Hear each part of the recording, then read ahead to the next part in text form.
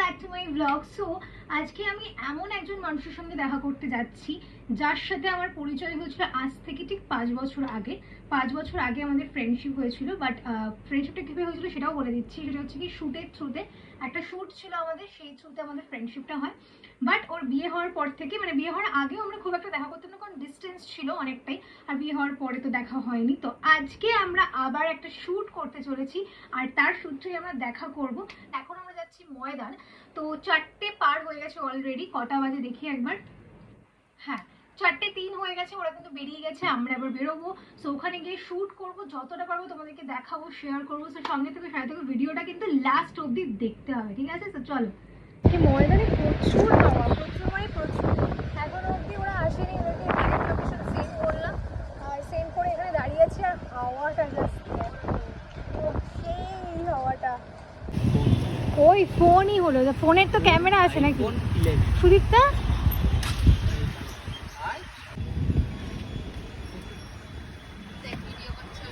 আমি ওই মেয়েটার মুখের দিকে তাকিয়ে বলছি, আমি এটা না তো বলে আমি ভালো করে আবার দেখতে। হ্যাঁ আছে, তো লেন্সটা নিয়ে আয়। লেন্স আরে তুই তাহলে ব্যাগটা নে। বাবা প্রচুর হাওয়া দিচ্ছে।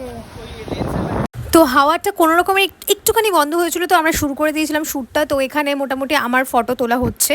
তো সেই সময় দেখতে পাবে গাছ থেকে কি সুন্দর, মানে একটু হাওয়া দিয়েছে আর কি সুন্দর ওই পাতাগুলো পড়ছে, মানে দারুণ লাগছিল জাস্ট দেখতে। জানি না ওটা ক্যাপচার হয়েছে কিনা, বাট ভিডিওতে তো ক্যাপচার হয়েছে। তো এরপরে হচ্ছে কন্টিনিউয়াসলি মোটামুটি যতক্ষণ না সন্ধে হয়েছে ততক্ষণ পরপর ছবি ক্লিক করা হয়েছে। সেই ছবিগুলো যতটা তাড়াতাড়ি সম্ভব আমি তোমাদেরকে দেখাবো যখন আমাকে দাদা দেবে ফটোগুলো।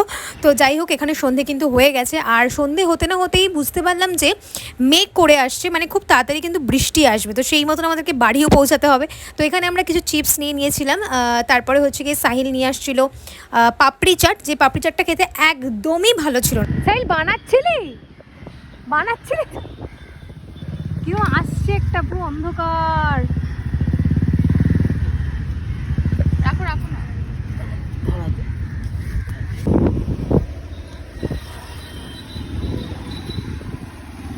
তো মেঘের অবস্থা খারাপ দেখে আমরা কিন্তু বাইক নিয়ে বেরিয়ে পড়েছিলাম বাড়ির দিকে। ওরাও চলে গেছিলো, আমরাও চলে এসেছিলাম। তো ফেরার পথে আমাদের একটু খিদে পেয়ে গেছিলো, তাই জন্য আমরা একটা ক্যাফেতে ঢুকেছিলাম, সেখানে কিছু খাবার আমরা অর্ডার করেছিলাম। তো এখানে ধোসাটা আমার খুব ভালো লাগে খেতে, তো ধোসা অর্ডার করেছিলাম আমি। আর সুদীপটা আমাকে যে গিফটটা দিয়েছে সেটা তোমাদেরকে সাথে শেয়ার করছি আমি। জুডিও থেকে এই সুন্দর কিউট ইয়াররিংসটা, যেটা আমার খুব খুব খুব পছন্দ। চলে এসেছি বাড়িতে, আর বাইরে কিন্তু প্রচন্ড বৃষ্টি হচ্ছে, ঠিক আছে? একবার তোমাদেরকে আওয়াজটা শোনাচ্ছি, তাহলে বুঝতে পারবে। দেখাচ্ছি কি ভাগ্যে তাড়াতাড়ি বাড়ি চলে এসেছিলেন, একটুর জন্য বেঁচে গেছি, না হলে কিন্তু পুরো ভিজে যেতাম, ঠিক আছে? তো যাই হোক, সুদীপটা আমাকে যে গিফটটা দিয়েছে তোমরা তো দেখতেই পেলে, জুডিও থেকে একটা ইয়াররিংস। এত সুন্দর ইয়াররিংসটা আমি কি বলবো, আর আমার ইয়াররিংস পরতে খুব ভালো লাগে। ইয়াররিংসটা আমি খুব তাড়াতাড়ি পরবো একটা ভিডিওতে বা কোথাও গেলে পরবো, আমার খুব পছন্দ হয়েছে, খুব খুব খুব পছন্দ হয়েছে। আর আমি কি কি দিয়েছি সেটা তোমাদেরকে দেখাতে পারিনি, বাট ও একটা ছবি তুলেছে, তো সেটা তোমাদের সাথে একটু শো করছি।